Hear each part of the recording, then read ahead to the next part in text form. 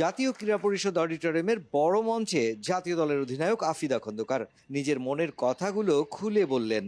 জানতে পেরেছি যে মাননীয় প্রধানমন্ত্রী সুযোগ্য কন্যা একজন ফুটবল প্লেয়ার ছিলেন। আজকের এই অনুষ্ঠানের মধ্য দিয়েও মাননীয় প্রধানমন্ত্রী ও তার সুযোগ্য কন্যা জাইমা রহমান আপুকে বাংলাদেশ ফুটবল ফেডারেশনে আসার জন্য আমন্ত্রণ জানাচ্ছি। সেই সাথে আমাদের মেয়েদের সুযোগ সুবিধার জন্য বাংলাদেশ ফুটবল ফেডারেশনকে সরকারের পক্ষ থেকে সাহায্যের দাবি জানাচ্ছি। সরকারের গৃহীত ক্রীড়া পরিকল্পনা অনুযায়ী বিভিন্ন ডিসিপ্লিনে ক্রীড়াবিদদের দেয়া হবে ক্রীড়া ভাতা এবং ক্রীড়া কার্ড। তারই অংশ হিসেবে দ্বিতীয় দফায় আরও 171 জনকে দেয়া হলো এই সুবিধাপত্র।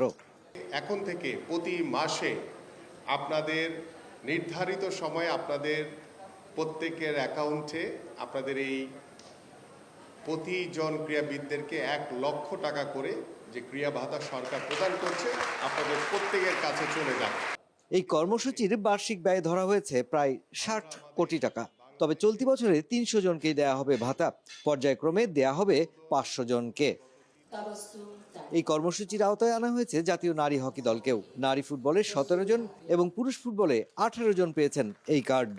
আমাদের স্পোর্টস মিনিস্টার এবং রিসেন্ট গভর্নমেন্টকে ধন্যবাদ জানাতে চাই যে আমাদেরকে একটা বাড়তি মোটিভেশন বলেন। সো এর আগে যদি আমরা 100% দেওয়ার ট্রাই করতাম, এখন হয়তো ওই এক্সট্রা একটা মোটিভেশন থাকবে, চেষ্টা করবো 100%-এর বেশি দেওয়ার জন্য।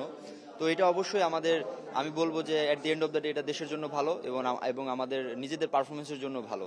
ফুটবল, দাবা, gymnastics, wushu, kickboxing, judo, handball, table tennis, volleyball সহ বিভিন্ন ডিসিপ্লিনের খেলোয়াড়দের মাঝে কার্ড বিতরণ করা হয়। Mushfiqur Rahman, star news, Dhaka.